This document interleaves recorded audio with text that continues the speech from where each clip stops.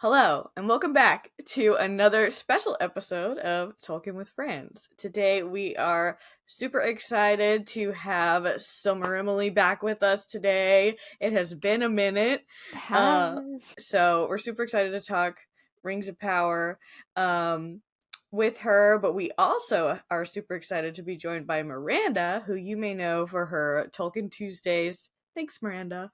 Or as CEO of Team Faramir, who is here to talk with us about episode 4 of season 2 of Rings of Power.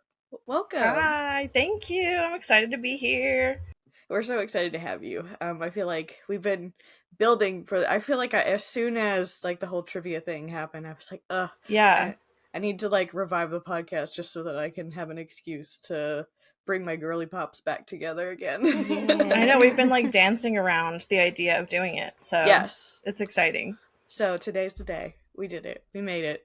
Now, Miranda, we have a little bit of a tradition when it's someone's first time on the podcast to let our listeners know like what your Tolkien origin story is, like how were you introduced to Middle-earth, and what keeps you coming back. Yeah, I am one of those people who I know there's a lot of us out there who saw the movies first. I was a movie first person. So I actually saw The Two Towers first in theaters with my grandparents. Yeah, without seeing The Fellowship. I was I was staying with my grandparents. They were like, what do we do with these children to take up time? So we went to the movies and we saw The Two Towers. And somehow, even without knowing what was going on, I was just like completely immersed the entire time.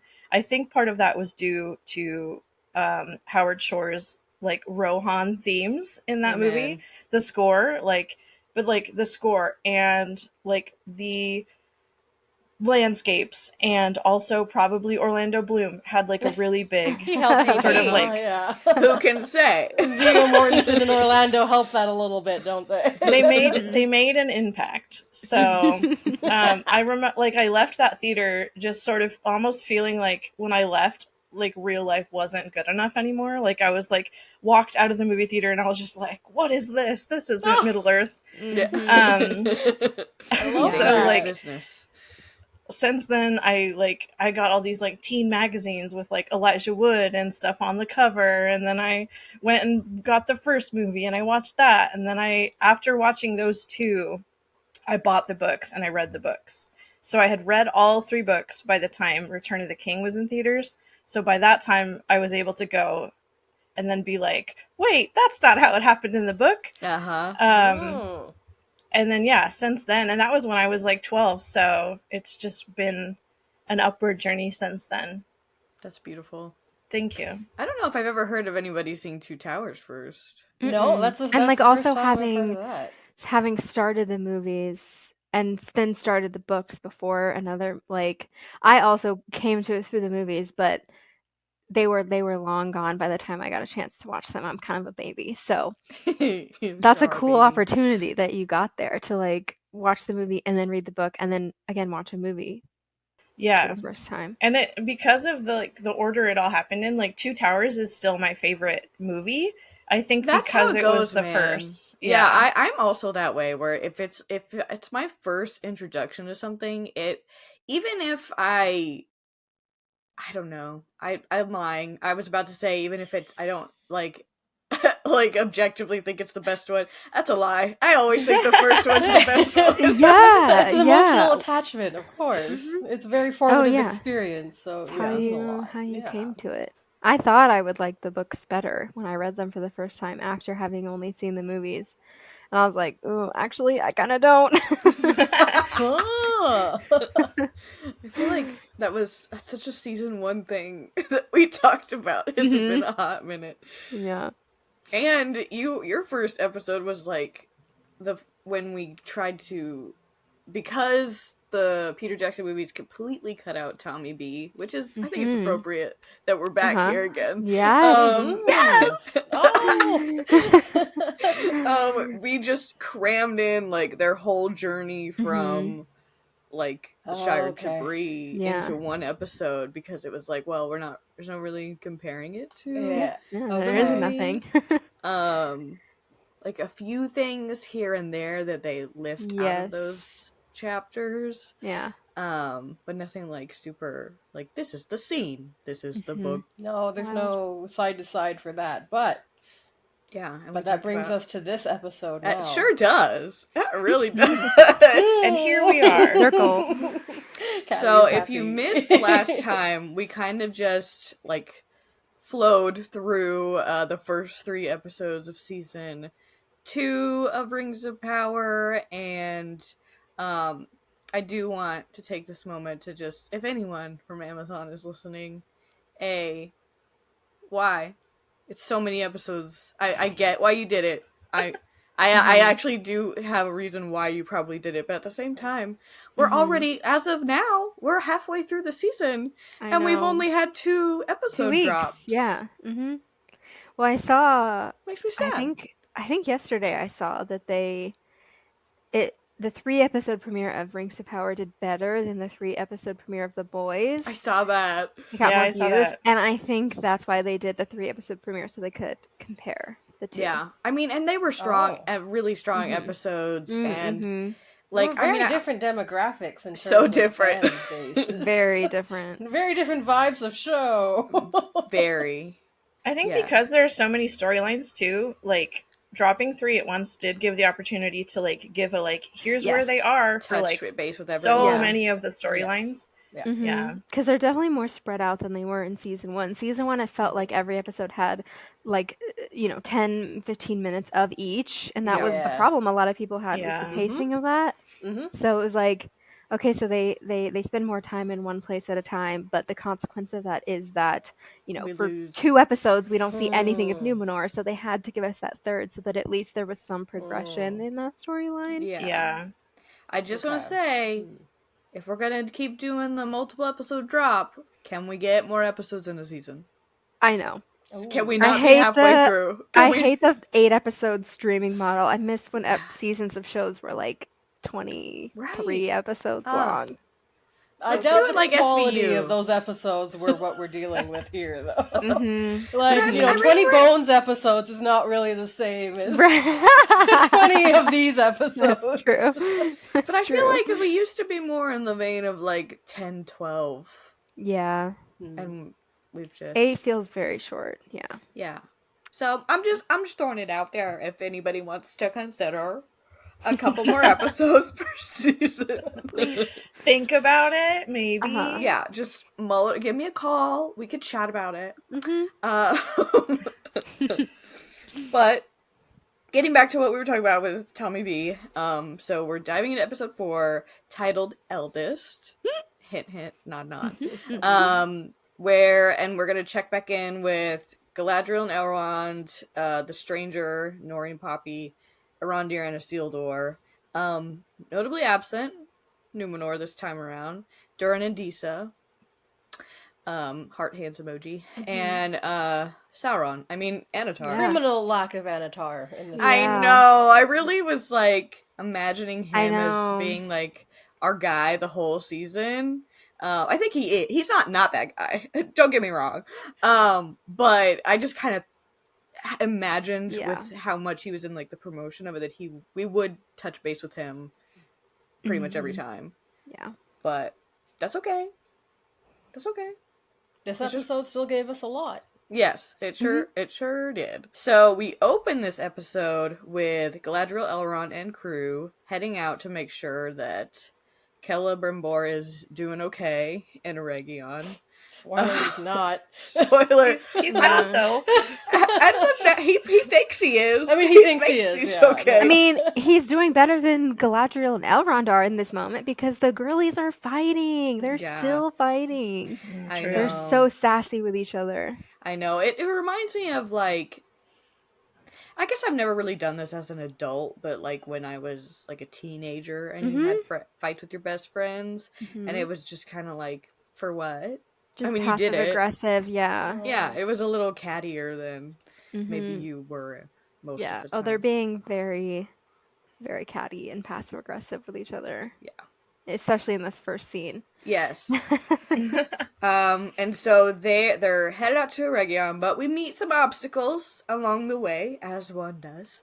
The first of which is our broken bridge, and which Galadriel reminds us that no earthly force could have destroyed. And before clarifying that, well, because they got there and Elrond was like, "Was it lightning?" And I'm like, "No, look at the thing." Well, I think that's all he could come up with. I took that as confirmation. That Sauron did create that storm in the Anatar reveal. It's like, is this storm just a coincidence, or is this lightning striking? Oh yeah, I believe that as well. I think that was confirmation that was like a magically infused storm.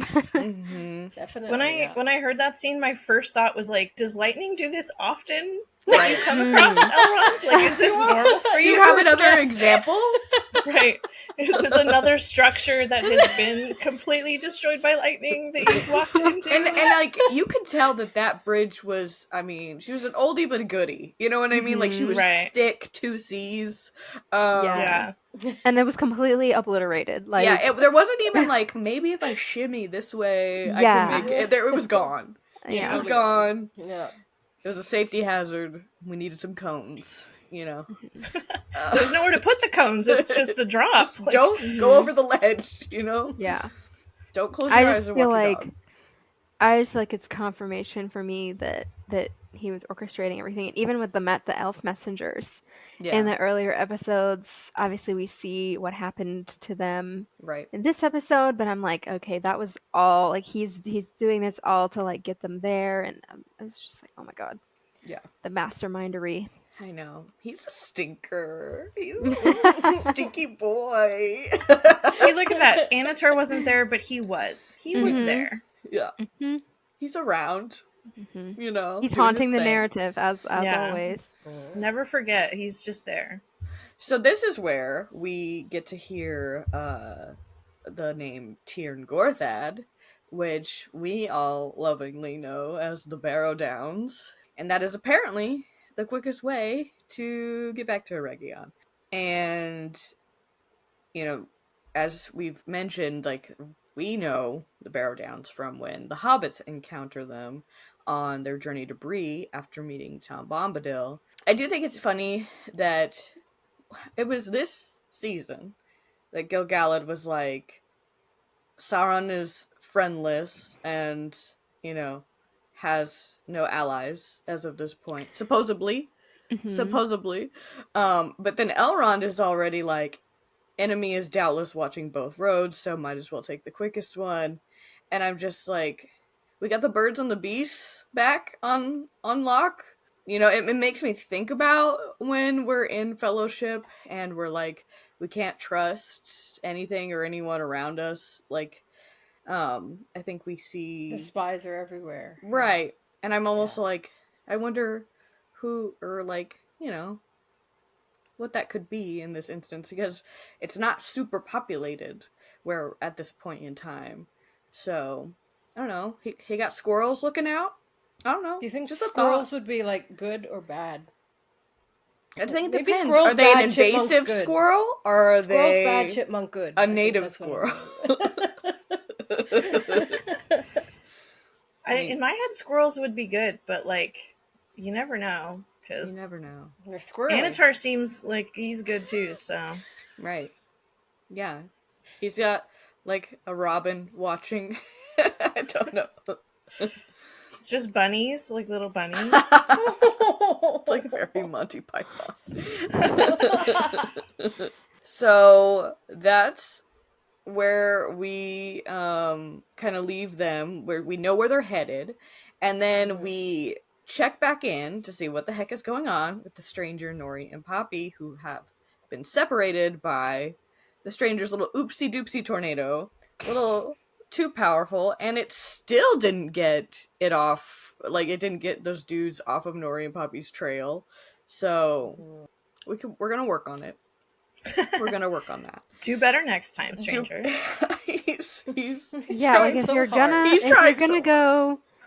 go full powered, do it in the right direction. Like, don't, like, it yeeted Nori and Poppy, but I think the guy says it kills like one or two of his men. I can't remember. I'm like, it was like on. two of his men. Mm-hmm.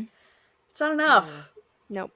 So, well, at least Nori and Poppy made it out of that. Also, I cannot stop thinking about how horrific that would be to just have sand swirling around your mouth and eyes like that. So disgusting. Oh yeah. So that, at first when I saw Rune, this area, and I was like, why is everyone wearing masks? And then I was like, if you live in the desert, like everything that we see, like Dune and, you know, everybody who's a desert dweller has to wear masks. So, yeah, you know, coming to terms with that being don't want to be eating that part sand. of their thing. The thing with the, what do they call them? They call them like the Galdrim or Glaudrim or something. The guys in the masks. I think it was Gauthrin. That was what my subtitle said. I think. Just whatever the subtitle be saying. Their masks, it's like, immediately my first thought was like, yes, they gotta keep sand out of their face. But then I'm also like, wait, they gotta be sweating bullets under that thing. Like, it's gotta be dripping into their eyes. Yeah, metal was a bad choice, I think, for material for a desert mask. But it makes an impact. Yeah, it they definitely chose style over function. Because it doesn't look very, I don't know, it doesn't look how I would expect. It gets giving more like Star Wars? Future, yes. Like it's giving more like futuristic and less fantasy. Yeah, Josh was like, well, here's our Tusken Raiders or whatever. Right. Like, even the Tusken Raiders have like gauze, like leather. Yeah, I was like, it looks more like natural material. Right. The like solid metal mask. I'm like, where do they get this from? Yeah. I mean, Sauron has a big metal. Like, comfort is not really the thing of the That's villains. true. Yeah. That crown is not comfortable in any way. In Middle Earth, our villains are just in it for the drama. Straight up. So true. Very so drama, true. Yes. They're like, you know what? If I'm gonna be bad, I'm gonna be so bad that I'm gonna be itchy. No wonder they're grumpy all the time. Jeez. Right? They pick the wrong fabrics and they can't deal. So we see the stranger. He is looking for Nori, but he finds a goat instead. And happens all the time. You know, I mean, I could see how we stumbled this way instead of that way, whatever. And who leads him to none other than Tom Bombadil. I know they don't give away his name right then, but it's like you look at him and it's like he's humming. There are bees, like those rosy cheeks. Right. He looks great, honestly. And at the same time, he was also revealed like months ago by the marketing team. Like, we knew it would have been a bigger impact, I think, had we not already known he was going to be. Although I didn't know he was going to be in this episode in particular, you know. Right. So it was like, as soon as I heard the humming, I was like, here he is. I know. You're like, hold on to your butts. So we get a little sneak peek, and then it kind of jumps back to what Nori and Poppy are up to. Still in the desert, still being pursued, but luckily they run into Merrimack, apparently a store, who eventually agrees to take them to his village. Now, what's funny to me is that the show seems to be mixing and matching some of the distinctions between the different types of hobbits. Like, later on, we find out that maybe Stoor and Harfoot aren't really that different. Like, that there was more of an common offshoot. ancestor. Mm-hmm. Yeah. And so I thought I would just remind our listeners and ourselves about the description that we do have of each of the, like, a brief description of each of the different types of hobbit. I know Tolkien calls them breeds, but I don't like that. I don't like calling them breeds. It sounds too much like a livestock thing. So I'm going types. So Harfoots, at least by the time of Lord of the Rings, like the end of the Third Age, they are the most numerous type. And they are the ones who liked living in holes and hillsides. But we see the Stoors doing that in this episode. And they were accustomed to settling in one place longer. Obviously, the ones calling themselves Harfoots were the Wanderers in the show. Stoors are our group that has an affinity for water, knows their way around boats. They prefer flatlands and riversides. And then Fallowhides, who we have yet to see. Maybe we will, because the Stoors were a surprise to me. And they are more adventurous type and open to outsiders. So who knows how we're gonna do, if we do that offshoot, how we do that offshoot. There's also some slightly different like physical characteristics, but I think the thing that stands out more to me is like how they're go about approaching life differently. And we see a little bit of switcheroos happening here, with like who's the one that likes to settle down and live in holes versus, wandering around and being adventurous and stuff like that. So I thought that was interesting, to not like give them this backstory. I feel like it's another instance of them kind of starting on characters off in a different place than we know them to be, if they are known characters, because they want to give them an arc. Like maybe the story will be that, the Nori and Poppy's breed of Harfoots will eventually find a home and settle down and live in holes because they've been wandering for so long, versus the Stores, they're living in the desert right now, and maybe one day they'll start wandering and they'll find a river, and they'll be like, well, this is way better than that dusty desert we were in, and then they'll become like river loving people. So that's actually my first thought was like, wait, stewards are the ones who had an affinity for water, and they're in like the least watery area I could think of. But that I didn't think about that. That's a really cool point. Like, what if it's just like a trajectory, and like when they do find a riverbed, it's going to be like, look at all this water. Oh my gosh, we have to live here now. Yeah. Or maybe it's like they had, because I think something that, jumping ahead, this is something Tom Bombadil says, that like this area used to be lush and green or something. True. So it's like maybe they were there when it was lush and there was water, and then and we just don't get to see them in their element. Yeah, and then then eventually they do leave and go find somewhere that was like what Rune was like when they first got there or something. Yeah, I love that. Yeah, I think that's a really cool way to think about it, and I think that makes a lot of sense. I hope that we do get to see them living their best life. I do too. They deserve it. I honestly really hope that we eventually see Fallowhides. That would be really cool, right? If we get all three types of Hobbit, like, I would love that. Yeah, me too. I think that'd be adorable. Because it's also nice when I like seeing the character design and like what they come up with and how they kind of give them their own vibe. Yeah, I really liked seeing, because I felt like the store music that they play was a lot like the Harfoot Life song from season 1, but they kind of added more of the runic sound to it, like the instruments and the sound they used in the rune theme.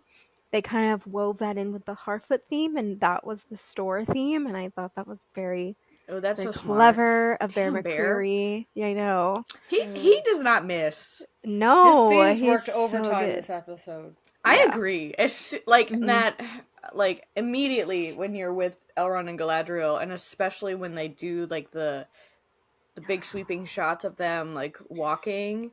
When the music like swells at that point, and was just like, ooh, yes. I think I put like a little star in my notes. I was like, yes, Bear. Thank you. It's always give it 110%. Oh, yeah. That's always a highlight, for sure.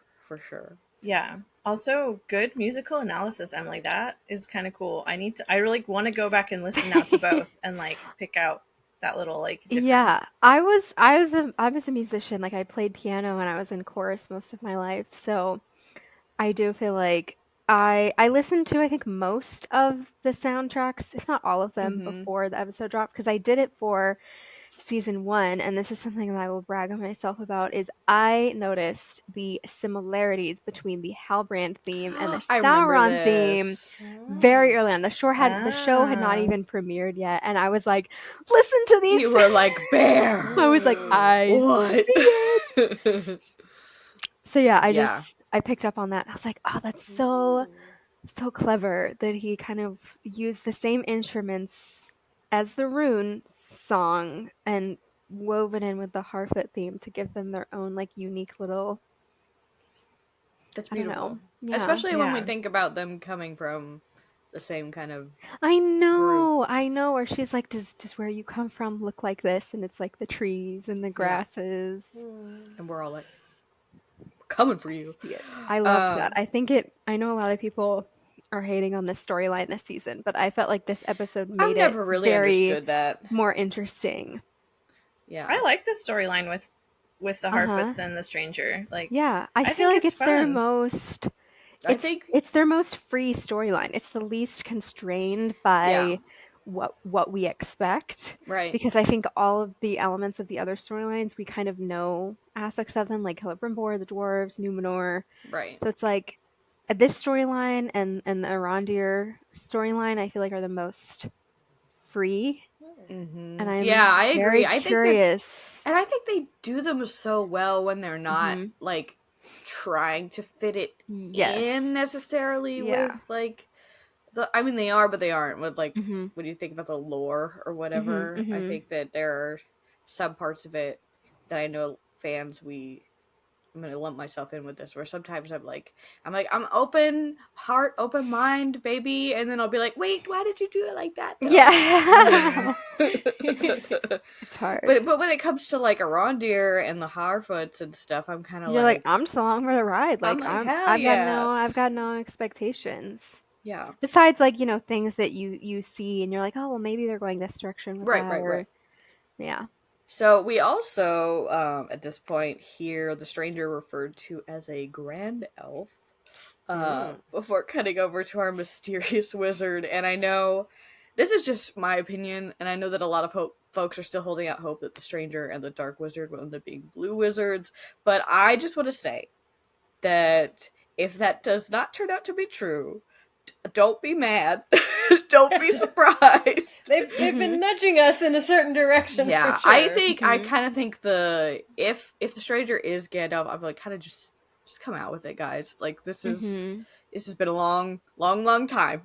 I think we're gonna find out. I think we're gonna find out this season. I don't think they're gonna hold on to that mystery box any longer. Yeah, and they're just dropping it like everywhere. We've got Gand, we've got Grandelf. I mean, follow your nose. And then him being friends with Tommy B. Yeah, they said something about his name when Nori was trying to give him a name. Yeah, and he says like, "Oh, names are just something that like and you hear." And I think that to me seemed like, okay, at some point in this season, he's going to hear his name, and will realize that it's his name. Or else, why would they?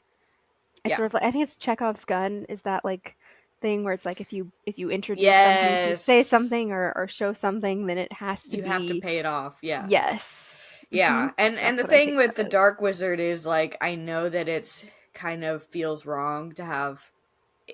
If he is, I'm not saying definitively, but I'm just saying I'm not going to be surprised if they do reveal him as Saruman, and I know that it feels kind of wrong to have him already being a bad guy, but I do think we kind of have a history with the show of connecting as many of the characters that we are familiar, like the broader Lord of the Rings fans are familiar with, to this story. Yeah. So I'm just saying I wouldn't be surprised. But hey, he can be whoever. Yeah. Yeah. I've been Team Blue Wizard since the beginning, but I again would not be surprised. Right. I really thought that Dark Wizard was going to be a very ambiguous portrayal of a blue wizard, but then when I saw this episode, he gave me really strong Saruman vibes. Like the beard just screams visually, younger Saruman. Like visually, and then like voice wise and like acting choices wise, I was like, the staff. Like, he seems like very Saruman coded right now, and like I didn't think he was going to be Saruman, but like especially because I was like, would he be this evil right now? But I'm really leaning like it's a possibility. And I'm in the club of like I really don't care who each of the wizards is. Like I'll be totally fine if it is a blue wizard. Yeah. I'll be fine if it's not. But yeah, this episode in particular made me think maybe that was going to be Saruman. But I've thought that the stranger was going to be Gandalf from the beginning. Yeah. I just like when they first like showed the promo photo, I was like, I know it doesn't make sense timeline wise, everyone, but I'm pretty sure it's going to be Gandalf because like. For a wider audience, is just going to make sense. It's going to pay off for those people who aren't like us, who are analyzing the blue wizards. Yeah. I just feel like if if they are the Blue Wizards, I will be a little bit, I don't know, like annoyed that they gave so many clues that they weren't. Right. Because I feel like if they have these two Blue Wizards and we know nothing about them and they have this wide open playing field, they can make those Blue Wizards be anything. Right. And I feel like it's kind of a disservice to those characters to just make us think that they're Gandalf and Sauron the whole time. Like, they could have done something really different with them and made them completely unique. And I feel like just making them seem like Gandalf and Sauron is like, as like a mystery box. Right. Is, I don't love. Yeah. I don't love that. That's kind of why I'm like, just tell us. Let's yeah, just I just get feel it like out there. it's prioritizing the mystery of it over the actual character itself, and I just find that irritating. Yeah. They want you to have that rewatch value. Yeah. Yeah, sure. At this point, with the stranger, like, I know that so many people want it to be a Blue Wizard just because it's something new and different, and like it's like, what if it is? But like, kind of like what you were saying, if with how many hints they've dropped that it's Gandalf, like I will be annoyed if it's not Gandalf. Right. Yeah, because exactly. That's like what other fantasy shows have done, where they change something just for the surprise factor, when really it doesn't make a lot of sense for them to reveal it as this other thing. So I'm just like, okay, like at this point with everything that's like going on, it makes the most sense for it to be Gandalf. Like, even if it's not what everyone wants, like, please don't make it this weird like, haha, we got you. Yeah, I just feel like that's a cheap trick. Yeah, and they could have done something. I was waiting. We hope they're not doing that. We hope. I'm gonna say that they're not doing that. But it is funny that I think it's taken them so long to like just say it. I know. I appreciate that they wrapped up all the mystery boxes from season 1, and I'm like, okay, at least that's the only one they've still got lingering. But but out with it.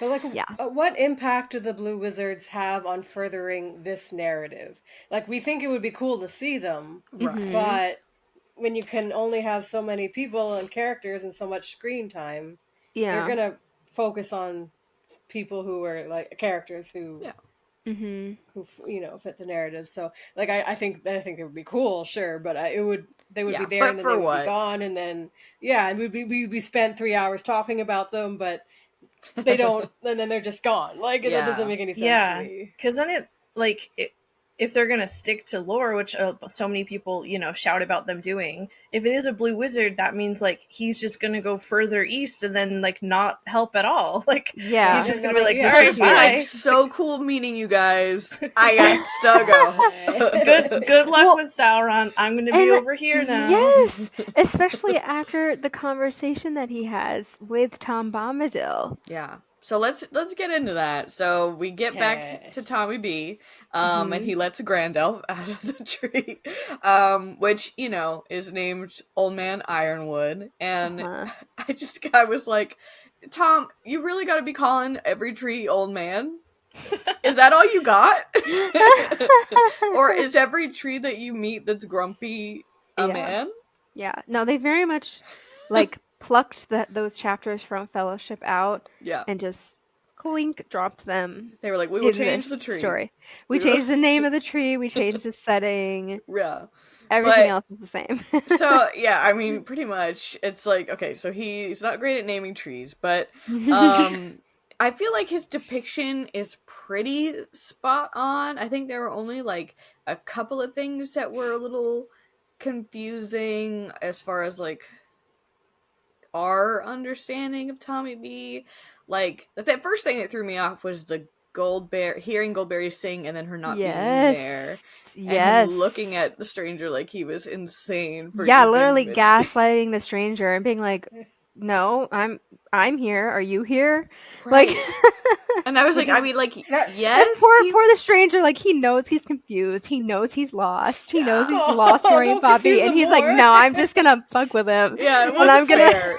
I'm gonna gaslighting your grandma with Alzheimer's. This is not very nice. Like, I didn't understand why it was like, Goldberry is just a disembodied voice, and Gandalf can't know, or sorry, the stranger can't know about it. But I'm afraid we're not going to get Goldberry. I don't think we are. I think that's all we get. Why does she that get a little song? snippet? Because the voice of Goldberry, I noticed this at the end credits. The voice of Goldberry is Raya Yarbrough, who is Bear McCreary's wife, and she's also got a feature on the River Daughter song, which I guess we haven't heard yet. But yeah, no, she was the voice of Goldberry, and I don't think she's gonna be. I don't think she's gonna be playing her. I mean, I would love for that to happen because she's gorgeous, but I doubt. Right, I feel like she it's usually just a sings hinty, for Bear. I feel like it's just a hinty cameo. I don't. Yeah, I don't think we're ever gonna see her. I saw. I think it was just like a little nod, and for people who don't know, it's just this like a weird thing. Yeah, like that he's happened. just a goofball. Yeah. I did see somebody tweet about mentioning like a jar in the scene, and they think that maybe he has some like water from the Withywindle in there, or like some kind of memory of her in the jar that he can like sing with, I guess, on his downtime. I don't know if that's real, but like maybe there was something about her not physically being there, but so that made him like raise his eyebrow at the stranger for suggesting it. Like he's like, no, nobody's here, but like she's always here, you know what I'm saying? Like, how does a river daughter live in the desert? So maybe she was probably like, no way, Jose. I gotta stay here. I gotta, do my washing days and all that good stuff. Him being like gaslighting the stranger a little bit, but like not the gaslighting part, I didn't love that, but like the part afterwards of him sort of being like, well, aren't you here? Like that, like sort of like almost confusion. I think was one of the best little like Tommy B is just a little weirdo like vibes for me. I was just like, he is a little weirdo. I love that for him. He speaks in riddles. He never gives a straight answer. And yet, we're about to get a straight answer from this man. Very straight answer. But before we get there, I wanted to call out like he says that like people near the Withywindle call him Tom Bombadil. And I'm like, Withywindle is a very hobbity name. And I'm like, is that like, you mean Goldberry calls you that? Who calls you that? Who else is there? Yeah, and then I was like, but with him dropping the Withywindle, I mean, obviously it would maybe be weird having Tommy B like say an Elvish name or something, but I'm almost like, does he link up with said hobbit, our little Harfoot dudes at some point? Does he like imbue some of his way of speaking into them? Does he get them over there? Because that's where the Shire be. Does he help with that piece of the puzzle? I don't know.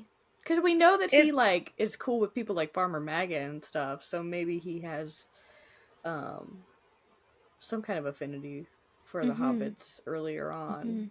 It almost like seems to me like a thing that I see happening a little bit with Rings of Power, which is like bringing in references even if the time doesn't really make sense yet. Yeah. Like it's sort of being like, oh, this makes sense because we know the term the Withywindle, we know that's where Tom lives, but like technically right now it's not like that there, but like just don't think about that.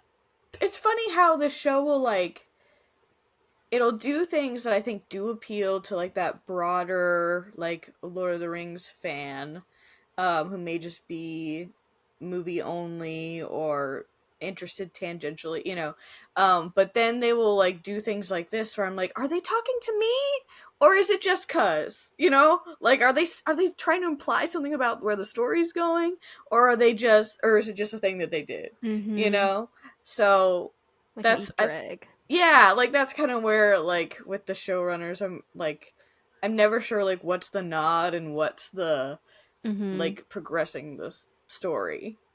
I mean, I know they do put in Easter eggs because they've said that they put in Easter eggs for the like deep lore fans. Yeah, but it is hard to tell sometimes when it's not one that really makes sense. Yeah, I know. These dudes and they like care so much. I will say, I mean, we do get like straight up lines from Tommy B, which I thought was cool. Like, I like that they were able to get in like, don't you know my name yet?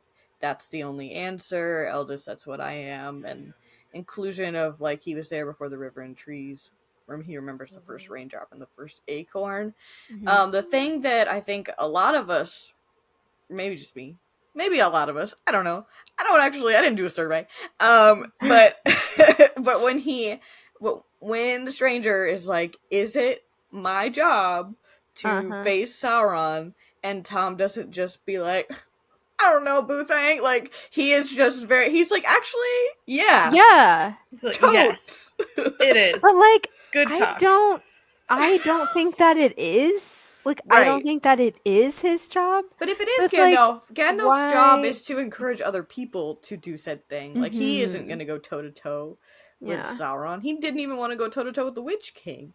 Yeah, so it's like, I feel like it's not. I feel like it's not a straight answer, but I also feel like it might just be a lie. Yeah, I'm just surprised with the confidence that he delivered that line with. Like, I think it's your job to do both. Yeah, that was the one thing that I was surprised by. I think overall, like, he was giving Tom, you know? Oh, yeah. I liked him. And I'm not a Tom Bombadil fan. Yeah, I know, girl. Everybody's always like, oh, and I'm like, yeah, I skipped his parts in the book. I thought he was obnoxious. So I appreciate that this version of him is not cartoony. No, he's pretty chill. Yeah, I think having a mix of the singing and the misdirection and you know, and also the like kind of. I think he is really hard to adapt. Yeah, being somebody that sings about how bright his boots are. Yeah, you know what I mean. I'm like, nobody dresses like that. Yeah, nobody's got the dye for this. Yeah, but he's got. I mean, it's like natural. They still look like natural colors. Like I think they did a good job. Yeah. I'm sure the hardcore Tom Bombadil, they love him because he's silly fans will disagree with me, but I thought he could have been lighter, like in tone, but I wasn't mad that he wasn't. And I think they did a good job of like making him still sort of odd without just being like goofy, a court jester. Yeah, kind of a vibe. Yeah, because like how silly do you want him to be in this age? Like it doesn't take a lot to be silly in this age. It takes like smiling twice in an episode. Like you know, people like and you are over the goofball. top. Everyone's real serious. Too much. Yes, I agree.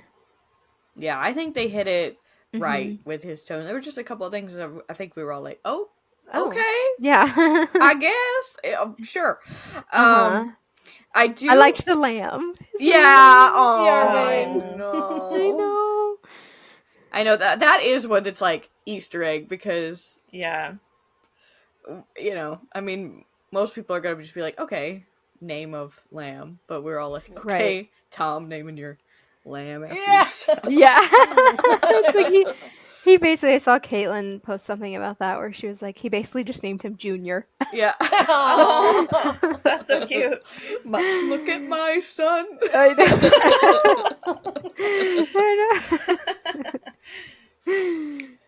Oh, cutie patootie. I do want to say that I think that it is interesting having Tom in this episode and the same paragraph where he's talking about being here before the river and the trees. He also says he made paths before the big people and saw the little people arriving. He was here before the kings and the graves and the Barrow-wights. When the elves passed westward, Tom was here already. Before the seas were bent, he knew the dark under the stars when it was fearless. Before the Dark Lord came from outside. And then we immediately, so we hear some of those lines, and then we also know that he is the one who explained the Barrow-wights to Frodo, Sam, Merry, and Pippin with, I thought that this description was really nice to have because we're about to see these Barrow-wights all up in here. So, Tom's description of them is a shadow came out of dark places far away, and the bones were stirred in the mountains. Barrow-wights walked in the hollow places with a clink of rings on cold fingers and gold chains in the wind. So this is like the visual that we have from the books. And the very next scene, Galadriel, Elrond, and crew show up to the Barrow Downs, and they are facing off with the Whites themselves. And Callie, you brought this up in one of the millions of chats that we're in about Lord of the Rings. We're very casual fans. We don't care about this very much. We don't talk about it at all. No, it's like, what is this? But I do think you're right that it makes sense. Like, I know some people were nitpicking online about, like, why are they going to a place that's called Barrow-wights, or, you know, like, they're going, like, the name is spooky. But I think it does make sense that generally elves aren't afraid of the dead. That's like a human, like a man thing. Yeah. They're not afraid of death because like death is not the end for them. Right. So yeah. So it's like dead. Right. That's fair. But you know, maybe they chalked it up to like, because like it's named by men, and you know, so like they're probably like, all right, drama, like, you know, like people just being scared, stepping under the mountain, because he was just like, I don't care, like the dead don't bother me none, you know. So you know, I took that and I was like, yeah, that's just them. They're just like, so what? There's like dead that's humans just their around. Their outlook on it. We'll just go back around them or something. But yeah, so I think that their attitude about like being like, psh, well, it's fine. We'll go because they're not expecting the Barrow-wights. They're just expecting to walk through graves. Yeah, they're not. They're. This is obviously not what they are prepared for. Thing with this scene is that I wish that we had spent a little more time with it and made it line up more with the description in the book. Only not to be like book accurate, but just because I think it could have been creepier. I think it could have felt less like haunted house. So like, for one thing, like the barrows themselves aren't really on hills. They're kind of just graves on the ground level. They're in the ground, right? That one guy gets sucked into. But according to the book, they were built on top of hills that were found in this treeless country, which is why Frodo and Sam and Merry and Pippin didn't really realize that they were on a barrow. In there, like they saw the, you know, kind of the teeth on more of the hills, but the one they chose was just a little one. They're like, oh, it's just cool, even though the sun is right on it. We'll just rest here. They felt relatively safe. So I thought it would have, but then it's like the Whites seem to have some kind of ability to make you feel some kind of way about the way time is passing and like getting the mists going. I think that would have been interesting, also just for like the brightness level. I think it would have been interesting if they'd showed up during the day, but it slowly becomes darker. They're like, psh, you know, it's all good. And then maybe we get an aspect of like the mist that we're more familiar with, and then it's less them coming at you with chains in the dark and more of like, we're getting you separated without you realizing it, and kind of you're hearing your friends getting attacked, but you can't quite find anybody. That would have been very scary. So they didn't ask me, but that's right. That's what you would have done. Clearly a mistake that they didn't ask you. So. I know, because that sounds way spookier. Yeah, because I was already pretty scared. I'm not a horror movie person, so I was like, "This is horrifying." Yeah, I think that sounds scarier. Been a little bit more mysterious about it, like a little more psychological and less just like straight up spooky violence. Yeah, they reminded me a little bit of when the pirates in Pirates of the Caribbean are skeleton people. Oh yeah, just like it's honestly, Pirates of the Caribbean was too iconic, and I don't think we can ever see dead people that glow in any kind of way and not think pirates. Yeah, it was like too... skeleton people with some clothes on. Yeah, it just like makes me think of Pirates of the Caribbean. Oh yeah, I know. I mean, that's all I could think about with like the Paths of the Dead stuff in Return of the King. Because they both also used green. This one we went blue, which I liked. And so I think I would have sat with this a little bit longer and made it more of like they're really having a problem with the Barrow-wights and not just Elrond remembering that, like, the thing with the Oh yeah, you can kill them with the blades they're buried with, which is also, if anybody's wondering, that's just the show thing. That's the way Tom goes about it.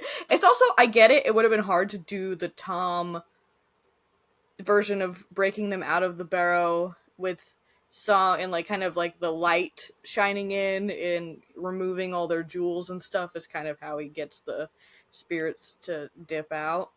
So I get they needed some way to kill them, but I think that if we had a longer lead up to figuring that out, or maybe we do get sucked into a barrow and we kind of see what that looks like, because Frodo knows what a barrow inside of a barrow looks like. It's not like we don't have that description to go off of.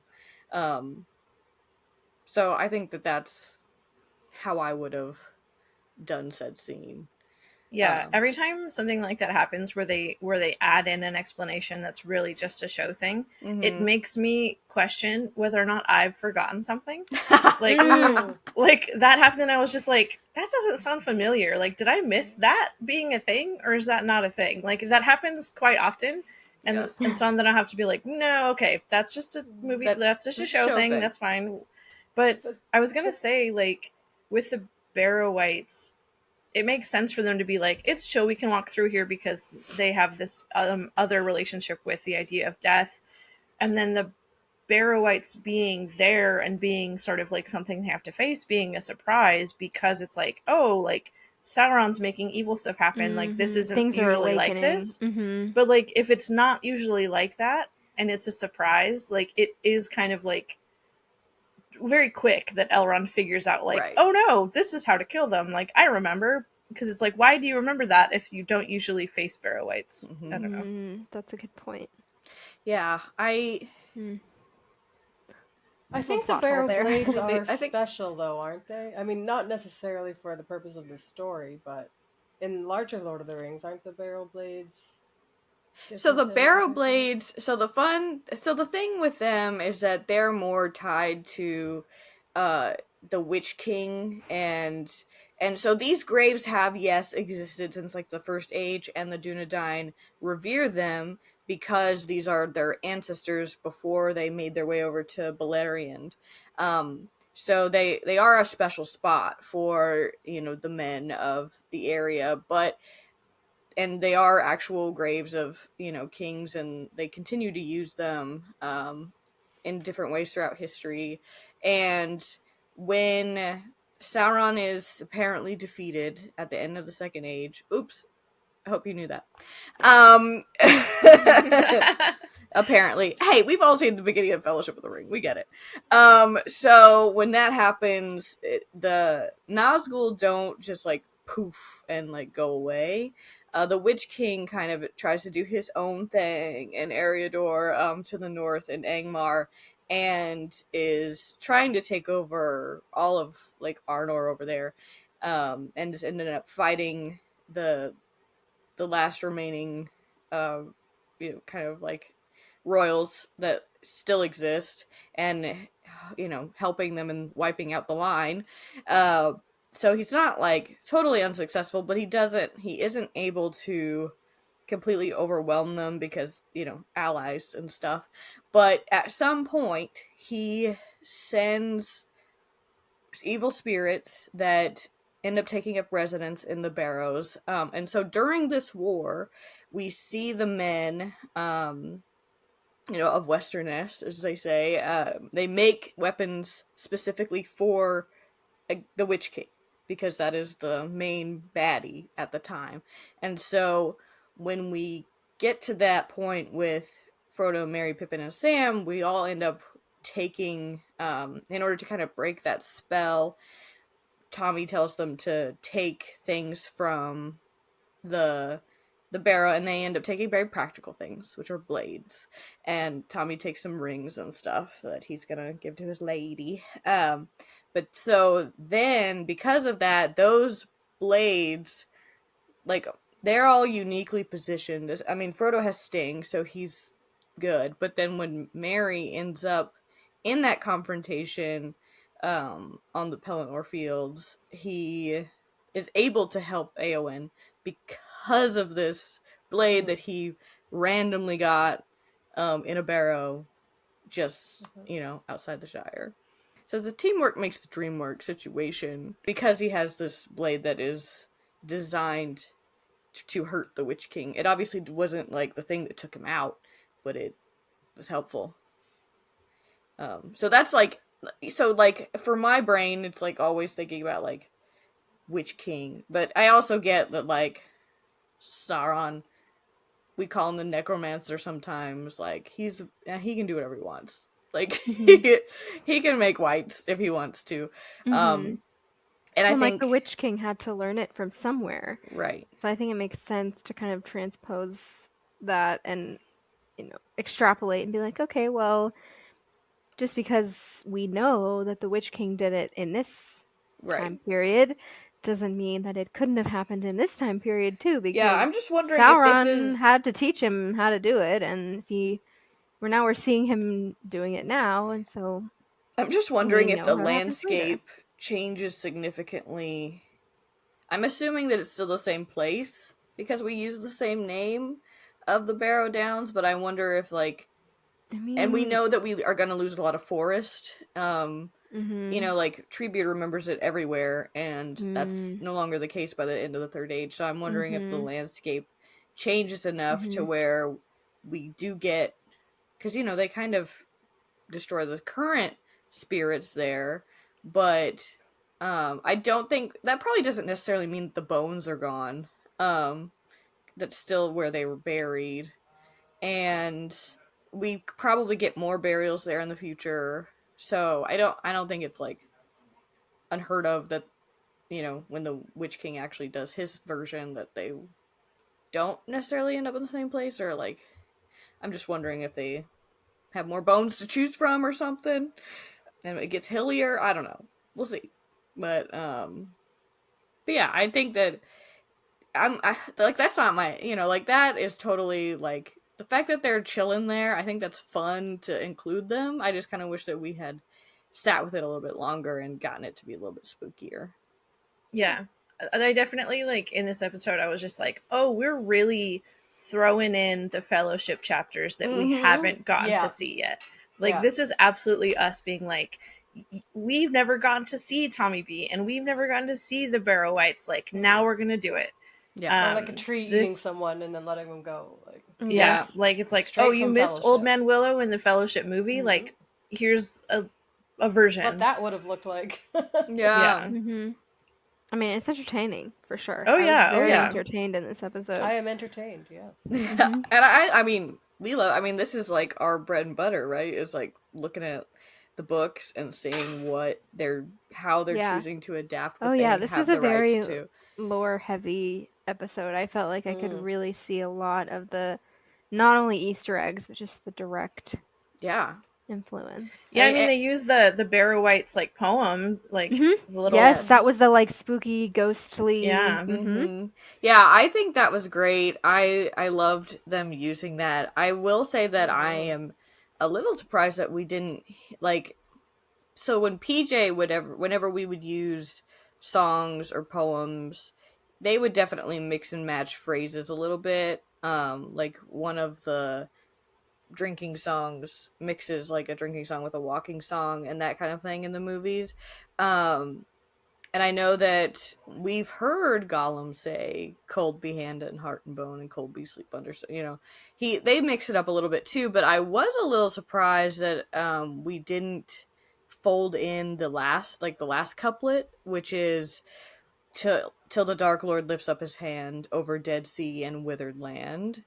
Like, I get that and they could be referring, we've got more than one Dark Lord that they could be referring to, and I get that we aren't maybe trying to say for sure that Sauron is doing this, but with the way that Galadriel has been warning us against literally that very thing, not just Sauron becoming a problem, but the way that he wants to lead, the way he wants to dominate people, I felt like the over dead sea and withered land would have been really nice touch, and I think it would have been quick enough to where it might not have like caught everyone. So, and I just think their poem is really good. I know it's like an incantation that Frodo hears when he's trapped in the Barrow. But it's spoopy.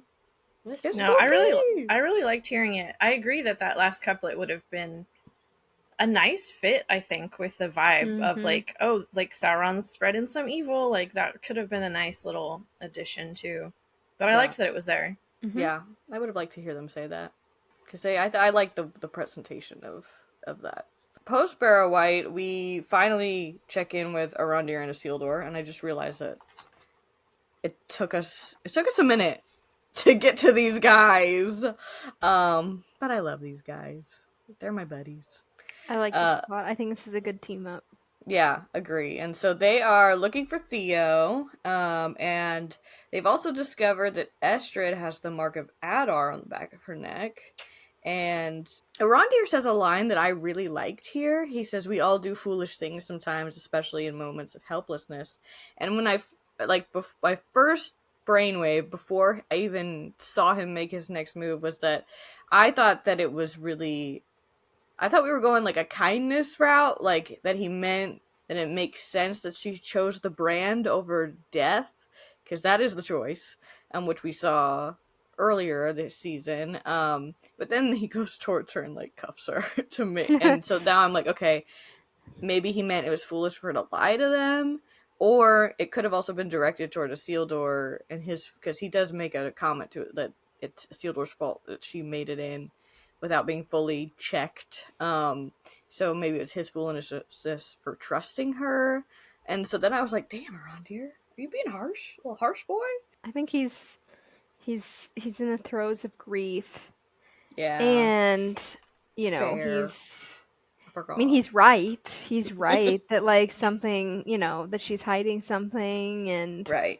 But at first I was like, okay, a little elvish kindness, because we all know, well, I say that assuming that you've listened to season 1, right?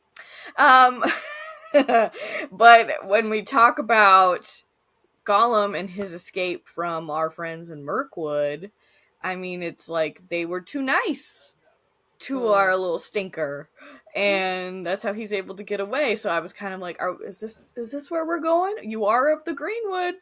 Those are your people that don't like to see people chained up? Then I was like, oh no, we still upset. We still mad. Yeah, I think he's also trying to protect Isildur. Like, I think he obviously sees the kind of like romantic looks that they're giving each other, and he's like, not on my watch. I know. I just imagine him being like, see? She's not that cool. Yeah. And so, I mean, that is our lead up to going to a very muddy place where Estrid is, you know, struggling a little bit. But I don't think anybody struggles more than Arondir and Isildur when they end up being swallowed by some creepy worm thing. I got both Neverending Story and Princess Bride vibes there. Yeah, and I did feel that. Because I was thinking, like, because, you know, like, Arondir goes in, and I was, you know, it was kind of like the silence, and then you know, we're gonna see the, like, hand going out. I liked that Estrid had a hand. I thought, oh, she's gonna run for it, and then she goes and gets them a stick. I know. And then I like that there's like a little comedic moment of... Like, the worms like that, I will always associate with Peter Jackson's King Kong. I know that we all use freaky worm things like now, but like that was the first time where it just reminded me of that so much. And I feel like there's also a specific like Andy Serkis getting his arm eaten by a freaky worm thing, and so it was it's like I can't unsee it. But we do get a book line in this scene. I loved this part. So, where he says, there are nameless things in the deep places of the world, which I think we may all recall originates with Gandalf, in his, you know, explanation of the nameless things being far, far below the deepest delving of the dwarves. The world is gnawed by nameless things. Even Sauron knows them not. They are older than he. Now I have walked there, but I will bring no report to darken the light of day. Arondir, on the other hand, kind of uses it to lead into... This is our supper. This is supper. And so I was like, Arondir is so serious. He right. doesn't give anything. He gives stoic. And I loved when he pulls Isildur out and Isildur's like, what was that? What the fuck? Yeah. Like, I was like, and then there's kind of a little smirk, like you see a little Arondir smile. I was very excited about that. I think that's why I've been so excited about this team up, is because their energies are very different. And I think, not that Isildur is like a comedic relief type of character, but I just think that their dynamic is going to bring I mean, like a very interesting... Ishmael does an amazing job with Arondir of like having this really, like, you feel like this man has lived so long. Yes, he and has with Isildur, gravitas. Isildur definitely has the vibe of just like, he is very much still figuring stuff out about life. Yes, he's very... I think that's something that Maxim has said, is like, you're going to see Isildur in this season go from a boy to a man, and he's very much a little boyish. Yeah. In this part so far. Yeah, I mean, it definitely, like, with everything... Like with the crush on Estrid. Yeah, and like, he's the whole, he's a little naive, yeah. I mean, even when you go back to one of those very early scenes when Estrid stabs him, and she's like, sorry, I've never stabbed anyone before. He's like, me either! I've never been stabbed! Yeah. No, he's like... He's got a little bit of like a personality, like a kick to him, and yeah, I mean, we've seen him be very naive so far, so I think hopefully we will see him learn a little bit, but I'm enjoying the kind of dynamic that they have going on right now. Yeah, I'm interested to see where they take their storyline this season. Mm-hmm. And immediately after this, we go back to a place that's not so muddy, with the stores, and this is where we find out that somebody had taken a group to find the Suzat, which I thought that was a nice nod to the appendices. It's something that I don't think a lot of fans are very familiar with. I know we see our friend Lee kind of go up against people with this. I feel like she's gotten into a fight with somebody about like the Hobbits' real names. And so what's funny is that with Tolkien being the way that he is using Lord of the Rings like a found text, and he has done his best to translate the book from Westron, which is like a kind of general, like all Middle Earth, like everyone, like if you can't speak the same language, you kind of speak Westron. The common language. Yeah, the common language of Middle Earth, and he's translating it to English for us, and that's why, like, we have Frodo being Frodo instead of Mora, for example. But we also get words like Suzat, which means the Shire. So I thought that was a cute way to fold that in into their storyline, especially with like that's going to be so important to them. But it just doesn't necessarily sound familiar. Yeah.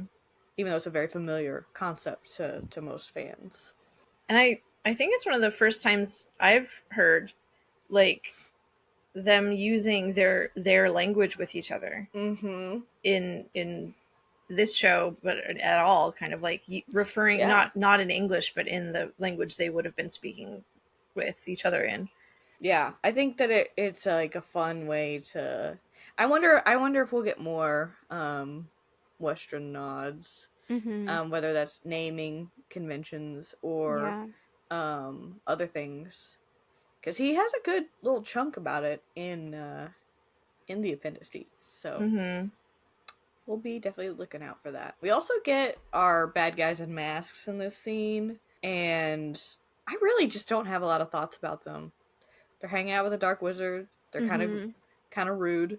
Very rude. Yeah, and they slap Madame the leader. The goon. Yeah. We don't call her that, but no. Yeah. But that was super rude. Yeah, people were just like, huh? Yeah. Yeah, that was fucked up. Especially with like then offering his hand to like why did you do that? Yeah. Just like I don't know, asserting some fake authority. That's a very complicated Yeah, psychological like dynamic there. Going back to like the mask part, this is where they are like, do you want to know why we're wearing these masks? Like, if you don't do what the Dark Wizard wants, like, you'll find out. And I was just like, yeah, it's very what suspicious. does that mean? Like, yeah, they've made a lot of allusions to that so far, and I'm just like, okay. I don't know if I could take another mystery, nameless I know, character on the show. I'm just like, okay, something obviously happened to them. There's something... Right. So, like, you're telling me something is wrong under here? Mm-hmm. It sounds like it, yeah. Like, it was giving, do you want to know how I got these scars? Yeah. Yes, 100%. And I'm kind of like, actually, no. No, not really. Like, just keep that on. Just keep wear it on. You keep it on. Yeah. Yeah. You know, you do you. And yeah, I won't ask any questions. I think I can live. I think I can live without knowing. I think that's a fact I can accept. You know, it's like, you know what? You leave you take care of your business, I'll take care of mine. Okay. Just scoot on out of here. Yeah. But I am interested, like, they're implying that the Dark Wizard's gonna show up over here. So, I don't know. We'll see how that goes. Yeah. Probably negatively. But...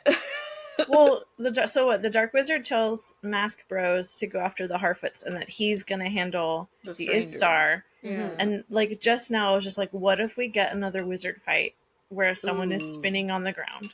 Oh.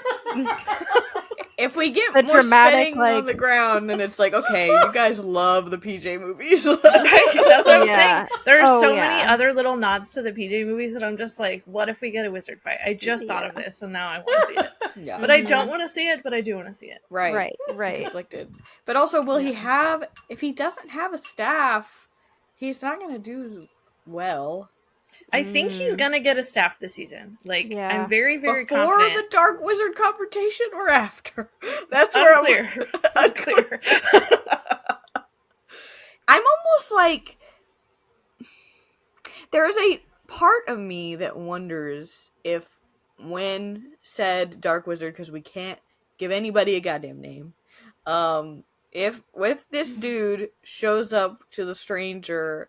And I'm almost like, is it actually not going to be a fight? Is it actually going to be like, hey, let's be buddies because... And I can help teach you how to do this, but also you have to do not great things. Or maybe he doesn't even caveat it and acts buddy-buddy at first. Well, didn't Tommy B imply that the stranger was going to have to face the Dark Wizard? Yes. Yeah. So, like... He's gonna go into this already being like, you're not a nice guy. Yeah. He says, like, oh, you're not the first Istar to have crossed my doorstep or something. So it implies that, like, the Dark Wizard got there before him, and they had Tom Bombadil tried to help him too. Him a meal. Yeah. Yeah, but then it obviously didn't work out very well. So. Yeah. Tommy seems a little burnt by that. Yeah. When you said that, I want to know that story. Maybe we'll find out. Maybe we'll get it. I wonder if the lamb was there for that too. Yeah. Should we be asking the lamb some questions? How old is that lamb? Yeah. Who knows? How long does it stay lamb for? When does it become sheep? That's actually Goldberry the whole time. Oh no! She's just like, I wanted to be a lamb. I'm cute. I mean, I'm adorbs. I mean, she gosh. I don't know. She is. Period. He is, she is, the end. We don't need any more explanations about these two. But, you know, then we get a quick glimpse of what Elrond and Galadriel are up to. We say some things about, like, everything that, you know, Galadriel's seeing, everything that they stand to lose if they fail. You know, it feels like a conversation that they would have. You know, I don't really have a lot to say about this, because the next thing is back with Arondir and Isildur when we finally, after so much teasing, get some Ents. Yes. Yay! Get some Ents up in this bitch. And an Ent wife. And an Ent wife! I know. I love Floral her. Queen. I love that she had, like, blossoms. I thought that was... very and I think her name is Winterbloom? Winterbloom. Yeah. So it's, like, perfect. Yeah. And yeah, I think that I was very excited for this. I think a lot of people will notice that our Entwife in particular is a lot hastier than what we're used to with Ents, but I really think that does track, because we know with Ents and Entwives that they do kind of have a separating at some point, because they don't necessarily have the same philosophy about how you go about being stewards of the earth. Yeah. And so I think it makes sense. I mean, on top of the fact that it's basically explained that these plants these trees that they've ruined were her bibas. Yeah. Mm-hmm. So I think that rage makes sense, but I also think that they fundamentally, at the end of the day, have a different way of doing things. So I think it made sense for her to she's got high standards. She was like, Arondir, have you ever touched axe to, wooden creature, tree, and he's or like, whatever? well, I know. I was like, oh. I was like, be careful how you phrase this. I know. He's like, well, yes, but yeah, I was like, don't. Poor honest Arondir. It's just I like, know, oh. like he should have just lied and been I like, know. I would never have done I don't know this. if that would work out. Or at least not against my, like, not willingly. Yeah. Like, he yeah, was... well, I mean, and that's... Well, he was trying to explain, and then she got all angry right away. Yeah. She didn't want the explanation. I knew she would. She's like, no excuses. Yeah. She's got standards, and she's sticking to them. And we can't be mad at her for that. Yeah, I hope that they get to hang out more. I know that they end up letting Theo and those other dudes, who apparently was... Estrid's fiancé. Yeah. I thought she was kind of lying. I totally thought so too. that Yeah. I thought that my betrothed plot was just gonna be like something her. She said. Yeah. Yeah, and then this guy shows up, and like right before she and Isildur have this almost kiss, I was like, oh. I know. In Isildur, I mean, you just see it like on his face. Oh, like, his face. The rejection. Oh, poor guy. I know. I get it. I get you want to be kissing, but hold back. I know. It's rough. And then Dad Rondir, his reunion I'm pretty sure with he Theo. Clocked it. Yeah. Oh yeah, he definitely he's saw perceptive. That. Did you guys have any feelings about him calling Theo Lord of Pelargir? I mean, I feel like they're setting up Theo for a Nazgul. I just. I don't know. I like, some people have been saying King of the Dead. And I'm like, we're roughly near there. That could be fun. Yeah. I was confused by it. Because if him and Isildur are friends. Oh, true, yeah. Yeah. And then he would obviously go ask him for help, and then he'd be like, actually, I don't know. Oh gosh, that would be such a blow, though. I know. I was confused, though, when he said Lord of Pelargir. I was just like, wait, what? Like, why? Like, oh, why is he the Lord of Pelargir? I was like, he's just like, no, don't say that. Don't call him that. That's not a I good know, thing. but I'm also like, I'm also kind of like, he is 12. Like, I don't think this is appropriate. Yeah. But then I was just like, who gets to decide that? Like, he's maybe just he was just being sweet. Yeah. Yeah, like, I think just like I mean, when that we was say like clean. their goodbye. Yeah, that was their goodbye. Like that's him letting him go. Yeah. Letting him forge his own path. So like he's like in my eyes.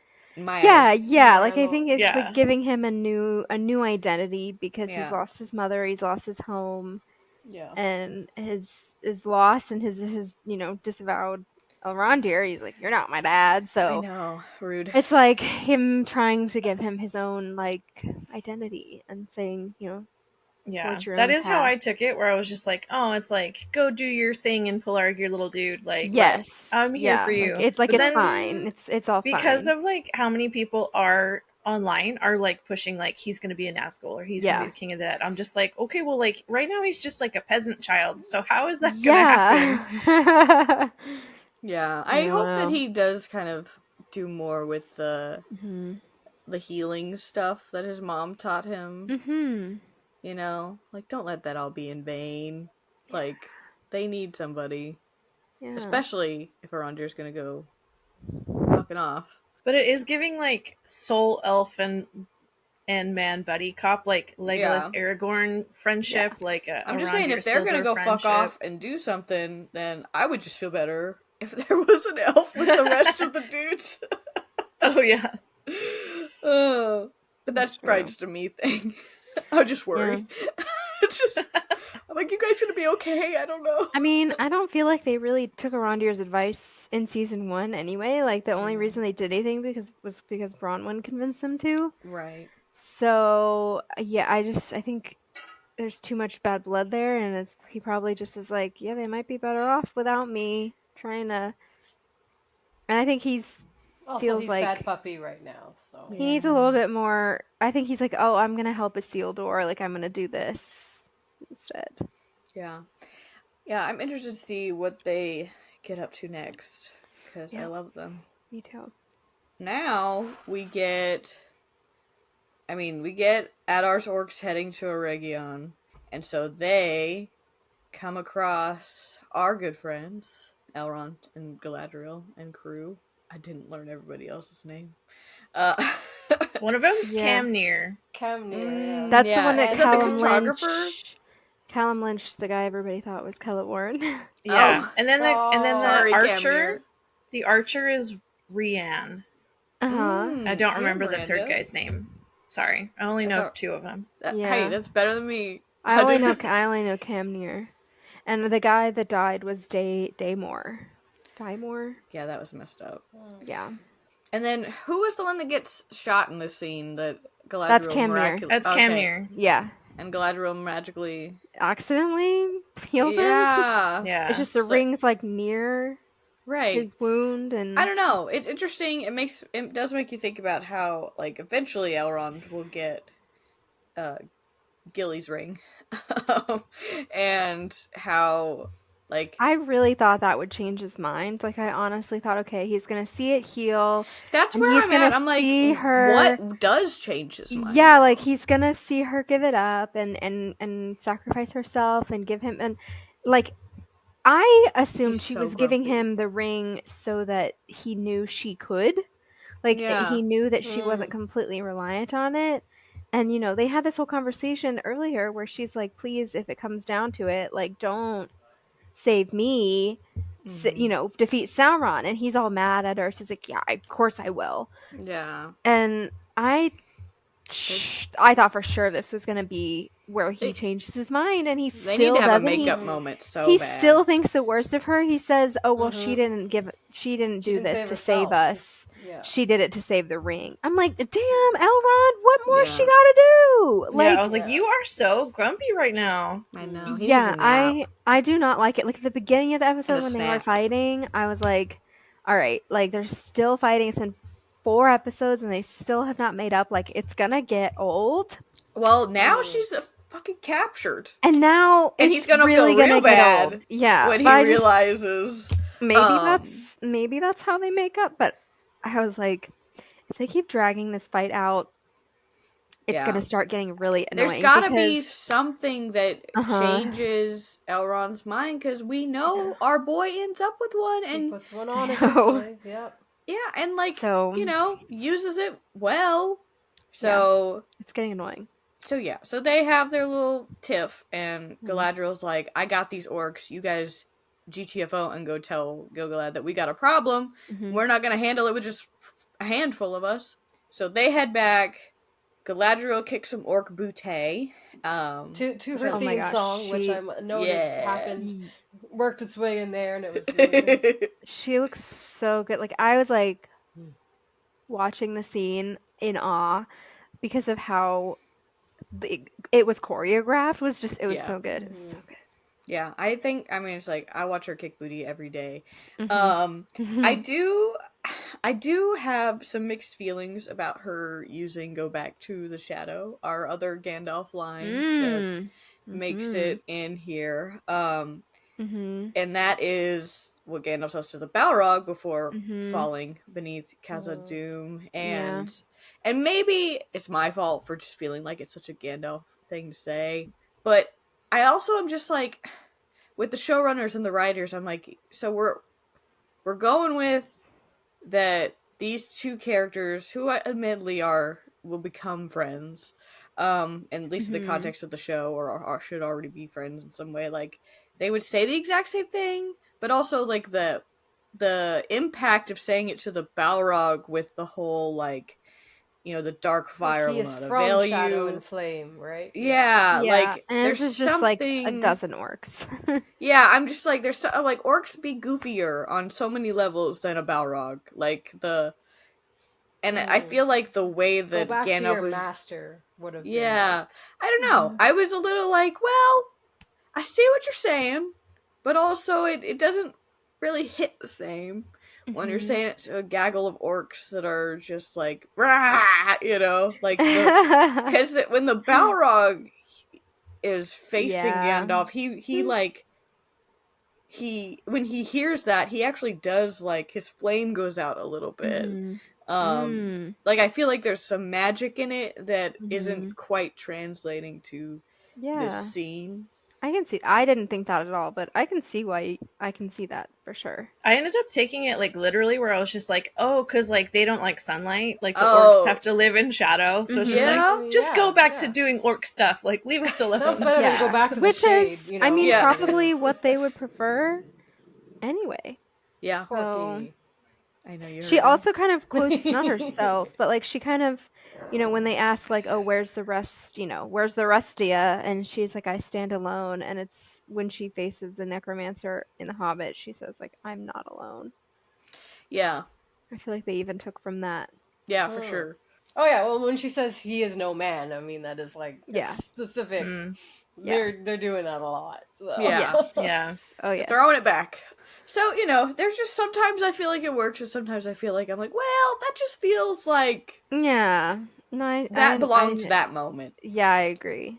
But then I think, Emily, I think you can walk us through this one a lot better than I can. But we are not without Adar this episode. Also, I just want to throw out that, like, he is such a cool character. I am obsessed. I think that so there are things that the showrunners do with, like, these new characters that I think are so nuanced and interesting. I think fleshing out more of, like, the orc culture and, like, all the things that they're, like, feeling and thinking has been such a interesting thing for the show to explore. And I think that, we've seen him and Galadriel together before, not this season, though.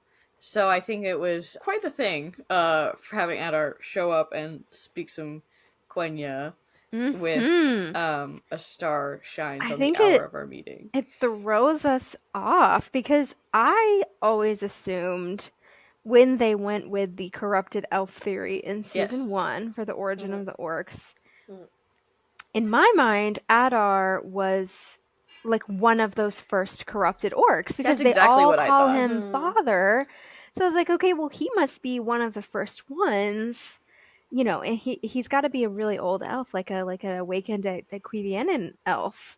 And so this kind of him speaking to her in Quenya, it's like, okay, well then maybe he's not. Maybe now I think the theory is that he's an Oldo and that he is potentially, I know there's been people talking about potentially one of the 10 that go over, and he's like, I mean, I know people are saying, well, he can't be related to Galadriel because she would recognize him and all of that, and I see that, but I'm like, different. yeah. He's So been through it. I don't know. I'm very thrown off, and Silmaril Leanne actually made a really good post about this because not only does he call her Alatariel, but he also says makes a very Feanorian pronunciation that people that she was like, oh my god, this has to mean he's Feanorian because this pronunciation is only something they do. See, and I think, you know what? When we're talking about all these fucking mysterious characters, this is how you do this. Yeah. Like, you don't have to constantly be like, what is your deal?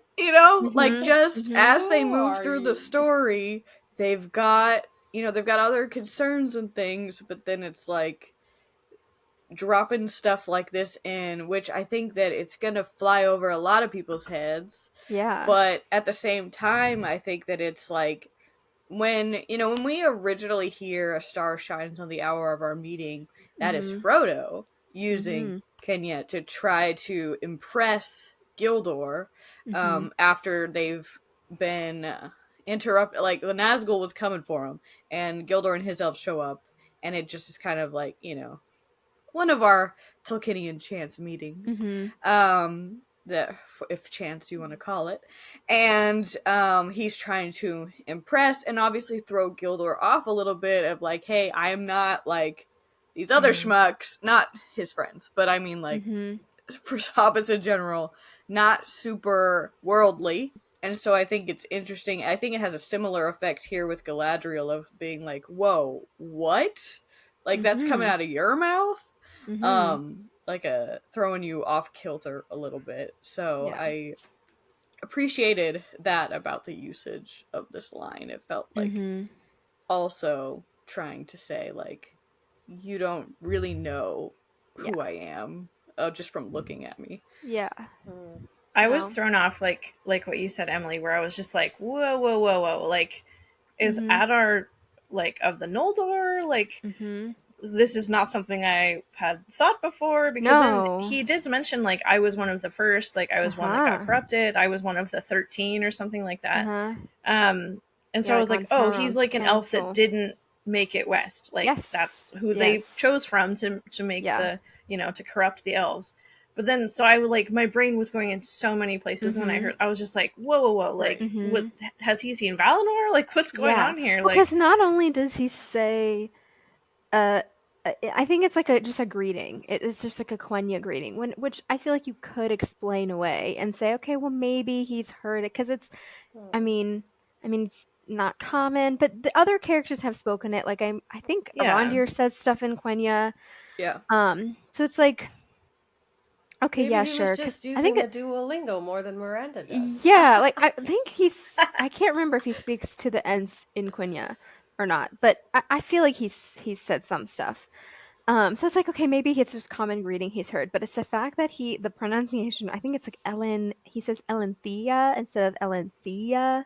Yeah, it's like almost like what we would think of as a lisp. Like, instead of saying S's, you kind of like lisp the S. Yeah. Yes. But he also knows her name. Right. And that, to me, I was like, whoa. Like, but that name is technically Telerin, so like that's a little... Yeah. But it's still guy? Yeah, literally, it's just like, wait he's every elf. Everything we thought about him, which again, I don't think is intended to be a mystery box. I don't think that who is Adar really is a plot point that they're trying to sell. But it is. Yeah, I don't think we should get too attached to Adar. Oh, I don't think so either. Yeah, no. But I do interesting. Think whenever he faces off with people is always good TV. You know? And when Leanne made a video about this, somebody tagged Leith McPherson, who's the dialect coach on Rings of Power. Nope. Like, she's the one who taught Charles Edwards the Black speech and all that stuff. Right. And yeah, somebody tagged her and was like, is Leith active on Threads to confirm? And she responded, and all she said was dives behind sofa. So I feel like what? I kind of feel like that's a confirmation that Leanne was right. Okay, that makes me think that if at the that very, was intentional, very that least, it wasn't just because I think yes, she's the one deciding how they say things. Even if she's not deciding the plot line, I feel like that had to be a conversation. Is how is he going to say this, and what is he going to say, and. I did not know this. The fact that yes, I know, I was very excited because I had told her, I was like, well, Leith is on Instagram, you should DM her, and she did and didn't respond. But then this public exchange, even then better. Leanne responded and was like, thanks so much, and it was a good choice and all that stuff. And she responded and was like, you're very kind, thank you. That's so lovely. So I'm like, okay, she's not denying, she's not saying one way or the other, but I kind of take Leanne complimenting her in doing this and her saying thank you was like as much confirmation as we're ever gonna get. Yeah, I mean, I think that at least knowing that there's some intentionality behind it. Oh, 100%. I think. Yeah. Okay. I know. Rings of Power. I know. I was like, ooh. Little stinkers. Okay. I've seen people online. I don't know where this came from, but I see people like theorizing that Adar is Maglor. Yeah. And I don't know where they got that from. Or Myclene. A lot of people also. Oh. I've seen both. I see, because when I see that, I'm just like, wait a second, like, in my brain, that doesn't make sense. No, it doesn't. It doesn't make but sense. But now that I have this, there's this, like, little Feanorian hint, I'm just like, people are just gonna think it even more now. Yeah. I think if he is Feanorian, he has to be unnamed, not one of these names. Right. You can be one of the Seven Sons. A disservice to those It would be characters. too big of a, like, thing if it was, like, a named character. For sure. But yeah, I just thought that was an interesting little tidbit. Yeah, I didn't see that. Wow. I know. That's the end of my notes. I mean, that's it. That's the end of the episode. I know. I mean, it was a good one. And I'm like, oh, what a note to leave us on. I know. I think that was one of the best episode endings, because I think the last two episodes there was scenes that I thought should have ended the episode. Oh, sure. And then didn't. Like the Anatar reveal, and then there was like a scene after it. I was like, that should have just been the end. I didn't pay attention to anything that happened after that. Right. So I liked this is, I thought, a good cliffhanger ending. Yeah. I'm wondering if this means that we're gonna get. I mean, we got to get to Region in the next episode. I know. Right? Yeah. We've got to get back to Celebrimbor and Anatar, the dwarves. Yeah, and now we've got orcs at their door, Galadriel's there. There's a lot of potential. And we got to get back to Numenor. We'll also go back to Numenor. Yeah, I think I saw that in the preview. I was like, okay, there's some hints of those scenes. So I think this has just been such an interesting season. We're halfway through. I think I really liked this episode. I thought, even though at the beginning I was like, what?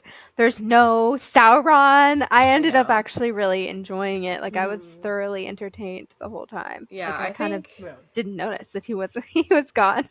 Yeah, there are things, like, obviously, I think no matter what we do, there are things that everyone here would probably do a little differently, but at the same time, it's like I think they are taking us on a journey, and I really appreciate that. I feel like a lot more invested this season. Oh, same. Yeah. Like I liked season 1, and I was like on board simply because it was Lord of the Rings, and I feel like now I'm like really.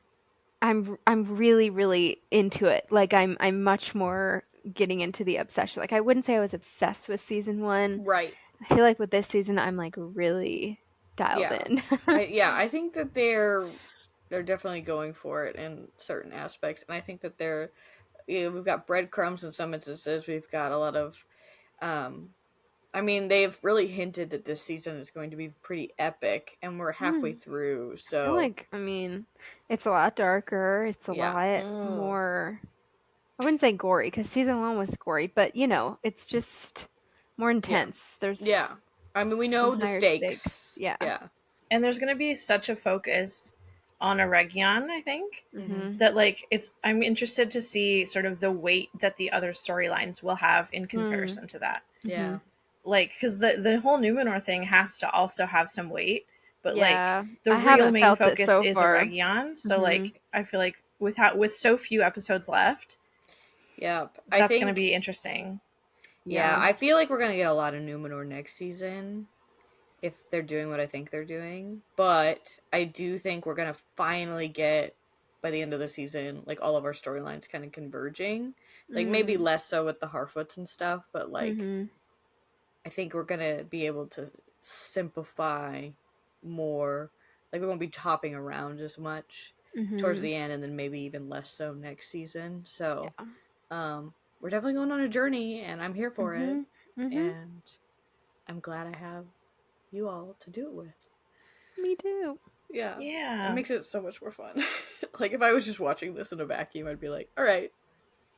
You know what I know. Screaming to the void. I need to have people to talk to. Yeah.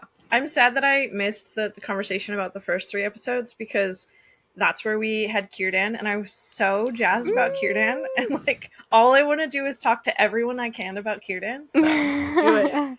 I want to see more of him. Say it now. I do too. I'm really interested. I can't stop thinking about how Gandalf ends up with his ring. And I'm like, Círdan, like, I mean, I do love how he has been presented in the show, and I want to see a little bit more from him.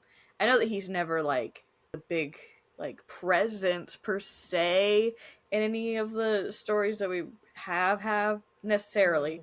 But I really want to see more of him. Still questioning the shaving of the beard. But I love Círdan. For me, he was the perfect, like, portrayal, because in all of the glimpses we get of Círdan in all of the different texts, he's just like, oh, and also Círdan was there, and he was really helpful, because that's just what Círdan does. And, like, so-and-so was in danger, but then they went and they stayed with Círdan for a while. And then, like, also there's this battle, and Círdan helped, and then he went back home. So, like, it's always just, like, he's always kind of there, and he's always helping, and he's always very wise, but he's never just, like, the first one to jump into, like, action. Yeah. And I feel like they did that well, where he's just, like, you can rely on Círdan. Yeah. But I love him just as a character, so I was so excited about it. And I want to see more of him, and I'm glad that we have his dynamic with the ring.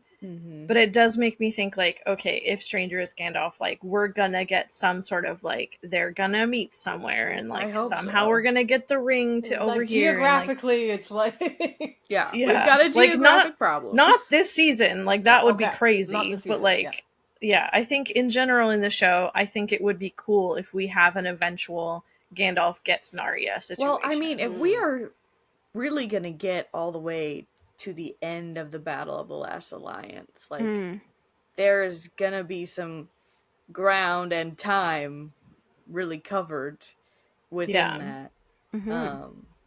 So I feel like they gotta pick it up with the Gandalf story. And the same thing with Elrond. We gotta turn this bitch around about the rings, because he's got to establish Rivendell, and, like, how do you protect it without Vilya? I mean, that's what everybody does with their rings. And I mean the elves. It's like, they're like, protect my bubble. I mean, that's what Lothlorien is. That's what Rivendell is. So, and I really need them to step it up with Gil-galad as well. I need this man to be so much more likable. I need him to be the man of whom we sadly sing. Okay? Yeah. He's a Grumposaurus for sure. Yeah. He hasn't quite turned around yet. No. I did love his song, though, that he sang. Oh, yeah. So good. That felt right. Yeah. We've still got time. Not necessarily this season, but, like, as far as the whole story and where we're going. But these are, we've got these characters that are so important to the stories that we know. So I would just love for somebody who isn't deep into the film or even ignored the appendices completely. I would just love for them to love these characters as well, even if it's just based on the show. But I think we need a little more. Yeah, give me a little more. But I feel like we're in a good spot. I'm still shook at just halfway through the season, but very excited to see what happens next. Yeah, I know. Laying a lot of breadcrumbs. I'm ready for the sandwich. I was gonna say the line, but Andie's a vegetarian, so it doesn't. Oh, are you gonna say the meat thing? She wants it raw.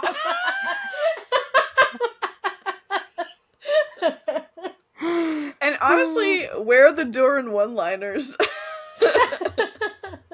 Yeah, I'm also excited to get back to Casa Doom. Do you think the dwarves are getting their rings this season? They showed in one of the previews, what is happening this season? I feel like there's so King much. Durin with a ring, and then little Durin being like, take off the ring, and him being like, no. Yes, yeah, they're getting them. Yeah. So I feel like there's still so much to happen in the season still. I know! But also, are we going to see the 7 dwarf lords? Like, that, it's be nice, but it's just a lot. It's just a lot. It's a lot. Like, new people. Yeah. I feel like maybe they'll imply that they get them. I don't know. Like, we sent them, we mailed them by our very, very, like, reliable courier service. Uh-huh. Yeah. Maybe not like the courier that Gilly sent. No. Absolutely not. Yeah, I don't know. I know that we keep hearing in the trailers or like the previews of the next season of episodes of like Anatar pushing for men to get them. I think we know why that is, but I think dwarves are gonna get them before the dudes. Mm-hmm. And by dudes I mean men. I know that doesn't necessarily mean dudes. By the man. But I honestly wonder if they won't get them until later. I feel like we might see them forged this season, but I don't think we'll see them completely distributed. Yeah. I would be surprised if they did, because I can't picture who they would give them to. Yeah, like they haven't set up, but I know the cast have mentioned that there's 19 rings this season, so I'm like, okay, we have to make them, obviously, with, I'm assuming maybe it's just that, like, with the sacking of Aragion, like, spoiler, sorry, it gets sacked. Like, I think he will reclaim them, like Anatar will get the rings that eventually go to men, but maybe just not distribute them until another time. I think that will happen at the end, like, because I think that's in one of the first trailers. There's a scene of Sauron saying, "And you will give me the 9." Right. Yeah. I think I wonder if he had convinced it. He's like, you know what? Let's just play. Let's just make some rings, and then we'll figure out where they go. He convinces him somewhere. Yeah, he convinces him somehow because he's asked twice now, and so it's like I think he'll convince Celebrimbor, manipulate him into doing it, and then Celebrimbor will then realize, oh no, maybe this is not great, and then that's when everything goes downhill. I know. Can't wait, honestly. I know. The tears are ready. Yeah. Yes, they're cooking. Always. Doesn't take much. No.